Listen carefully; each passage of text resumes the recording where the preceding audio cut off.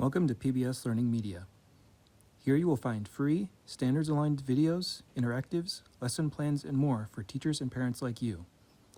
This tutorial will show you how to set up an account for yourself and your students or children. Before you get started with PBS LearningMedia, you'll want to select your local station. Simply visiting the site may automatically set the station to Iowa PBS based upon your location.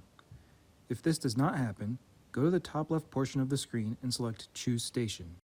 Then select Change Your Local Station. You'll be asked to enter your zip code.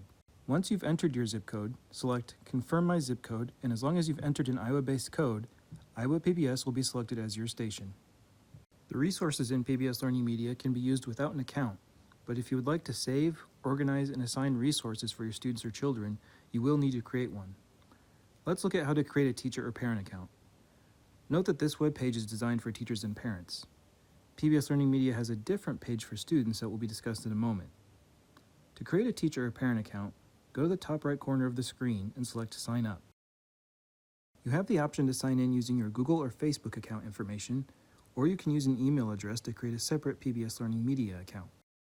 Once you have created your account and are signed in, you can adjust your profile by going to the top left portion of the screen. Select your name and then select Profile. Here you can adjust your grade and subject preferences so that your searches result in more relevant resources. You can also adjust your personal information if needed. The professional information at the bottom of the screen is optional. Now that your account is set up, let's look at how students' accounts are created. Let's go back to the main PBS LearningMedia page. In the blue menu bar at the top of the screen, select For Students to go to the student page. This is the page students will use when using PBS LearningMedia.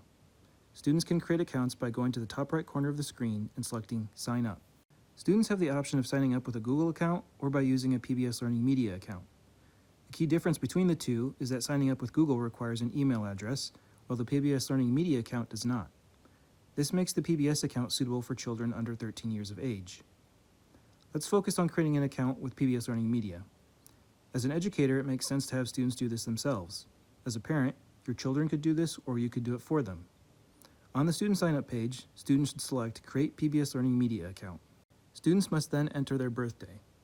Whether or not a student is over 13 determines the availability of some features of PBS LearningMedia. Once their birthday is entered, they should click Next. To create a username, students enter their first name and then select two randomized words, one being a description and the other being a thing.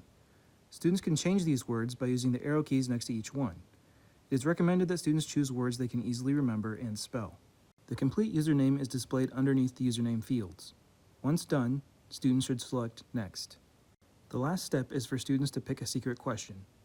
They use the drop-down menu to select a question and then type the answer in the text box.